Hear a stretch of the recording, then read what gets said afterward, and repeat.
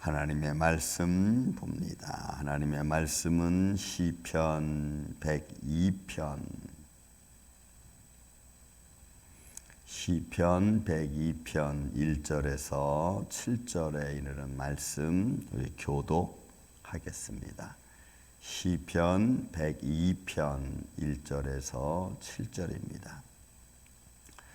여호와여, 내 기도를 들으시고 나의 부르짖음을 주께 상달하게 하소서.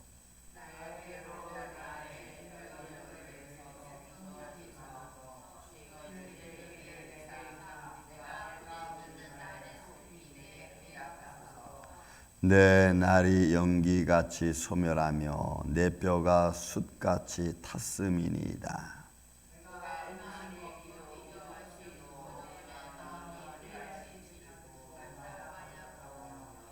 나의 탄식 소리로 말미암아 나의 살이 뼈에 붙었나이다.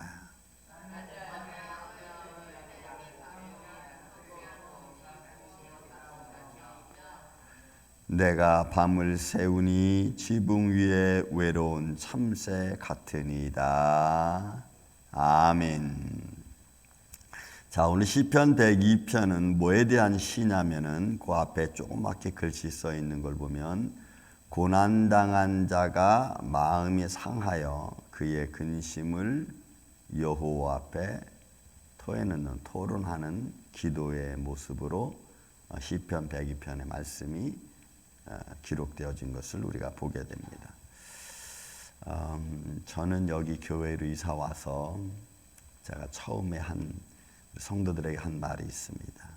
그게 뭐냐면 하나님이 우리에게 축복하셨고 하나님 우리에게 기쁨을 주셨다.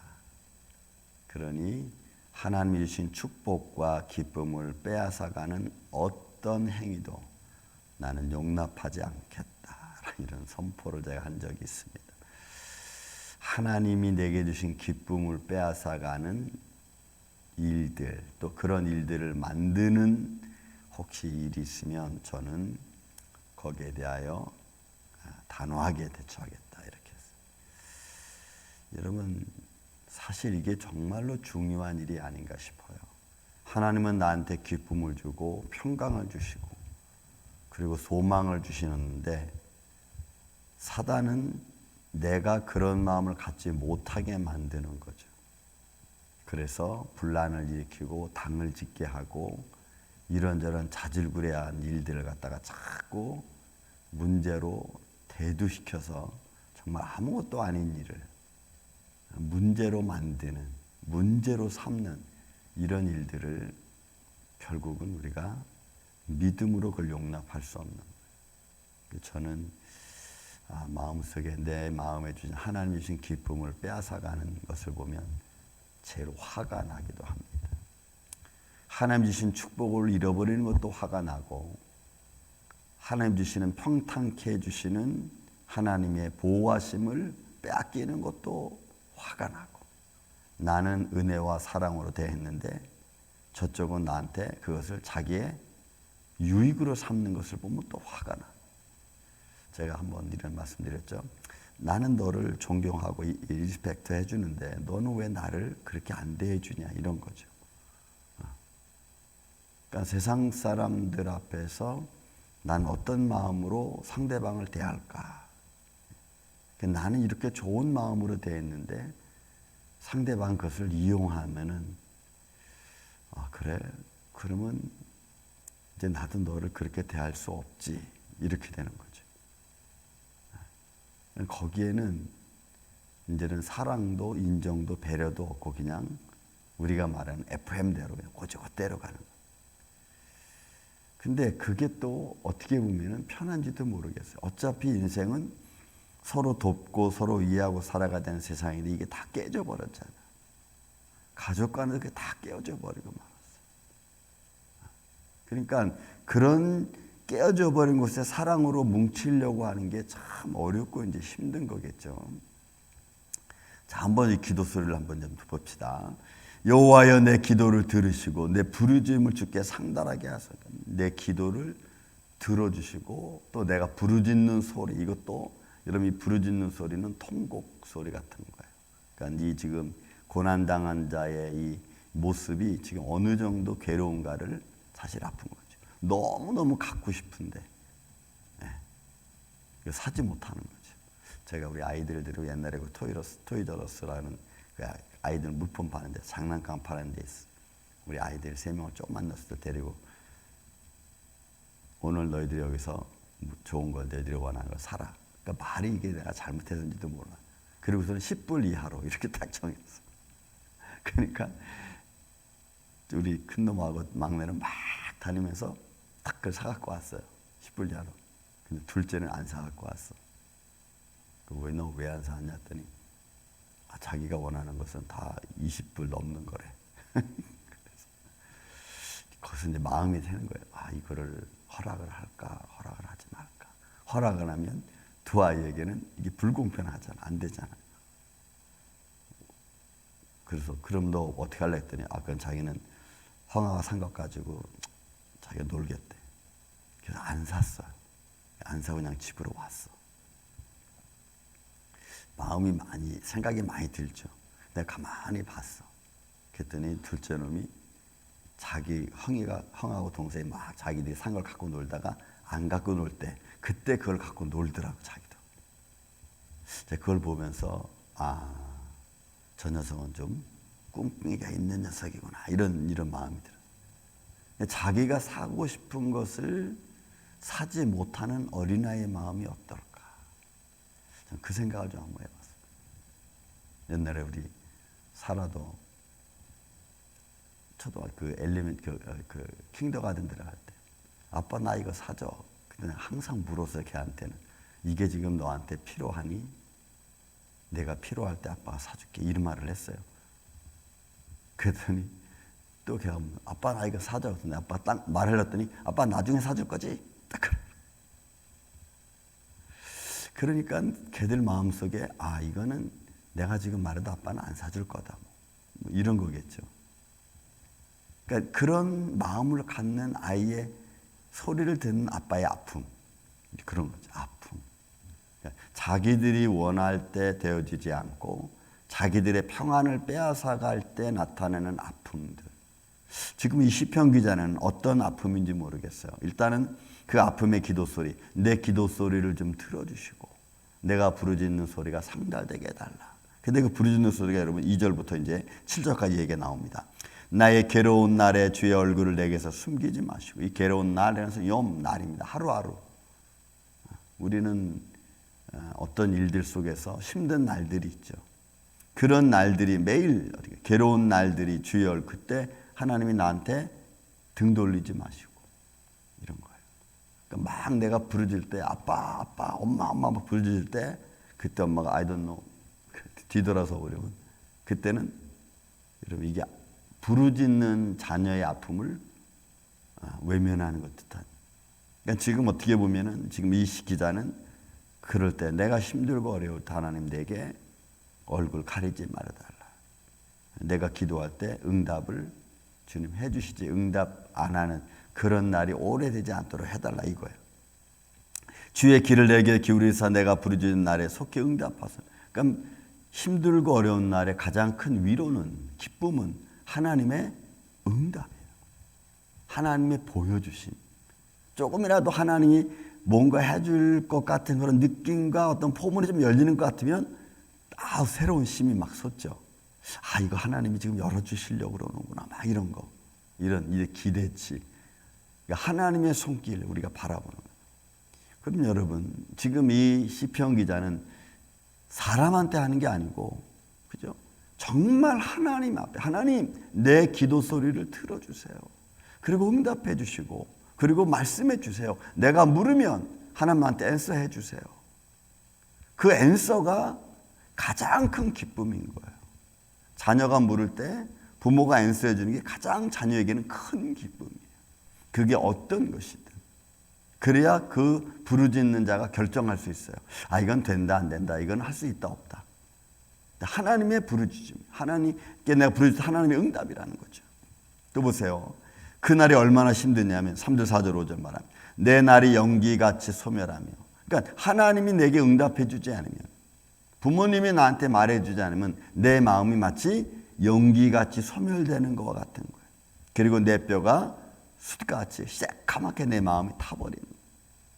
이게 하나님을 바라보는 자의 마음. 그러니까 하나님이 나의 삶의 전부인 거예요.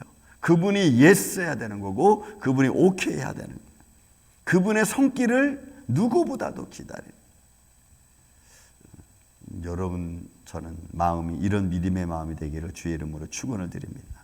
저도 이런 마음이 있어요. 그러니까 세상 사람들의 모습을, 세상 사람들의 어떤 대답을 나 기다리는 게 아니고 하나님의 대답만, 하나님의 응답만 기다리는 거예요. 세상이 이렇다 저렇다 말하는 거 상관없습니다. 하나님이 지금 어떻게 내게 보여주시고 하나님이 지금 내게 어떻게 나를 감동하시고 깨닫게 해주시냐가 훨씬 더 중요한, 문제가 해결되고 안 되고의 문제는 그건 두 번째 문제고, 그 문제가 해결되기 전에 하나님 어떻게 내 마음을 감동하고 그리고 이 일을 이끌어 가실 건가가 나한테는 더 중요하다는 거죠. 그래서 그것이 해결됐든 안 됐든 내가 하나님을 바라보는 믿음의 마음이 견고하면 그 문제가 해결됐든 안 됐든 나하고는 상관이 별로 없어요. 여러분, 이 마음이 얼마나 중요한지 몰라. 또 그 마음이 어느 정도인가 또 봅시다. 내가 음식 먹기도 잊었으므로 내 마음이 풀같이 시들고 말라버렸나이다. 사람에게 가장 즐거운 기쁨 중에 하나가 먹는 거죠. 사람의 기쁨 중에 하나 먹는 겁니다. 근데 먹지도 못해. 어떻게 보면 금식하고 있는지도 모르겠어. 음식 먹기도 잊었으므로 내 마음이 풀같이 시들고 말랐나이다. 이게 지금 괴로움을 당한, 고난당한 자의 마음이고, 하나님의 응답받지 못한 자, 또 하나님한테 해결함을 아직 받지 못한 자의 마음인 거예요. 이거는 저도 그렇고 여러분도 아마 같을 거예요. 저도 어떤 것은 진짜 평생을 기도하는 게 있죠. 지금도 기도하는 게 있고. 근데 그것은 어떻게 하나님이 해결할지 나는 몰라. 그냥 기도만 할 뿐이에요. 그렇게 기도하고 있는 내용이 어떻게 결말이 날지도 난 잘 몰라. 그냥 기도할 뿐이에요. 결말을 내주신 이도 하나님이시고, 또 결말이 나기 전까지 내 마음의 괴로움도 또 하나님이 어떤 감동하심으로 풀어주시는 이도 주님이시고. 그러니까 제가 할 수 있는 일은 그 하나님을 끝까지 바라보고 붙드는 것밖에 없어요. 그게 어떻게 보면 우리 인생들의 삶이 아닌가 싶습니다. 또 이런 보세요. 나의 탄식 소리로 말미암아 나의 살이 뼈에 붙었습니다. 그러니까 얘는 먹지도 못하죠. 먹지도 못하니까 몸은 시들고 육체는 심히 나약해지고, 그리고 살이 빠지고 마치 살이 빠져서 뼈에 붙는 것처럼 바싹 말라와. 그러니까 이게 뭐냐면 괴로움의 정도를 표현하죠. 내가 지금 이렇게 힘들고 괴롭고 어떤 고난 때문인지 지금 이 시편 기자는 아주 죽을 지경인 거예요. 고난당한 자의 마음의 상태고 삶의 환경이, 뭘 봐도 기쁘지 않고, 그죠? 뭘 봐도 마음에 감동됨이 없어. 왜? 지금 내 삶의 아주 중요한 문제가 하나님이 해결해 주지 않고 하나님이 응답해 주지 아니하니까. 그래서 여러분, 하나님의 응답이 곧 생명이고 하나님의 손길이 나한테는 축복인 줄로 믿습니다. 그것이 어떤 방향이든 하나님의 응답은 그 응답받는 자에게는 축복인 거예요. 또 하나님의 해결도 우리에게 평강인 것입니다. 그러니 그런 모습에 보이는 자신의 모습을 이렇게 바라보는 거예요. 이게 이제 6절, 7절에 있는 말씀입니다. 나는 광야의 올빼미 같고, 배상 말랐죠. 먹지 못하죠. 전전긍긍하고 있죠. 문제는 계속해서 내 앞에서 떠나갈 생각은 하고 있지 않죠. 그러니 나는 광야의 올빼미 같고 황폐한 곳에 부엉이 같이 되었어. 여러분, 올빼미와 이 부엉이는 언제 행동을 하죠? 야간성 아닙니까? 그러니까 낮에는 숨어 있을 수밖에 없고 밤에 다니고, 어떻게 보면은 다윗도 그런 도망다닌 자의 모습이 그렇죠. 또 숨어 피하는 자의 모습이 그렇습니다. 또 문제 앞에 있는 내 모습은 마치 올빼미 같죠. 드러나지 못하고 감춰져 있어야 되고, 지탄받는 자리에 있으면 주눅든 것 같고, 할 말이 많지만 하지 않고. 어제도 아무튼 그냥 몇 가지 그냥 뭐 차도 그냥 오케이. 왜 사람은 하나님 주시는 기쁨과 평강과 또 그 은혜로운 자리를 다 마다하고 자꾸 엉뚱한 길로 갈까? 왜 자꾸 문제를 만들까? 그냥 기쁨을 그대로 느끼면 안 되나? 자기의 욕심과 욕망이 있으니까요. 평안한 것이 축복인 줄을 모르는 그런 현장들이 계속 내가 이게 평안한 것이 좋은 건데 이런 사람이 가장 좋을 때가 말이 통해서 말로 해결되어지는 게 여러분 제일 좋아.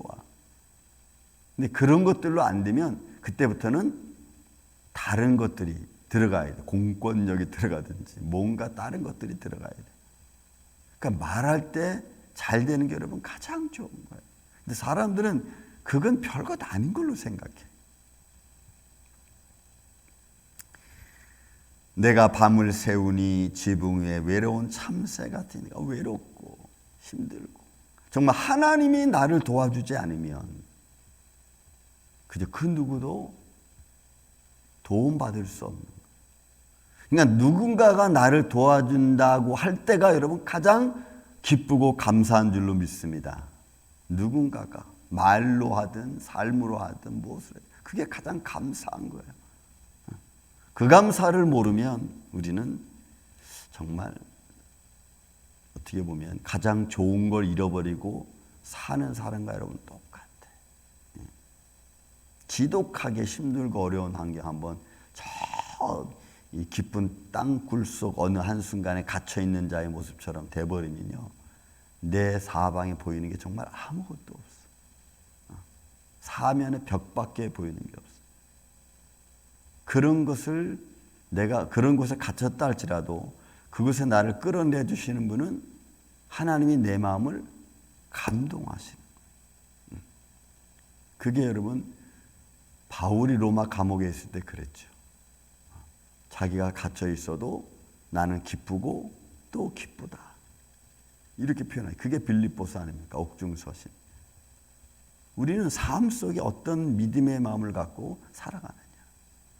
사랑하는 이 아침의 성도 여러분, 우리가 고난의 길에 늘 있습니다. 그러나 그 고난당한 자의 심정으로 우리가 지하로 내려가는 것이 아니고 오히려 하나님의 응답을 기다리며 감사의 삶을 살 수 있는 이 아침에 저와 여러분 되시기를 예수님의 이름으로 축원을 드립니다. 사랑과 은혜가 많으신 아버지 하나님 감사합니다. 오늘 시편 102편 고난당한 자의 기도 소리를 듣습니다.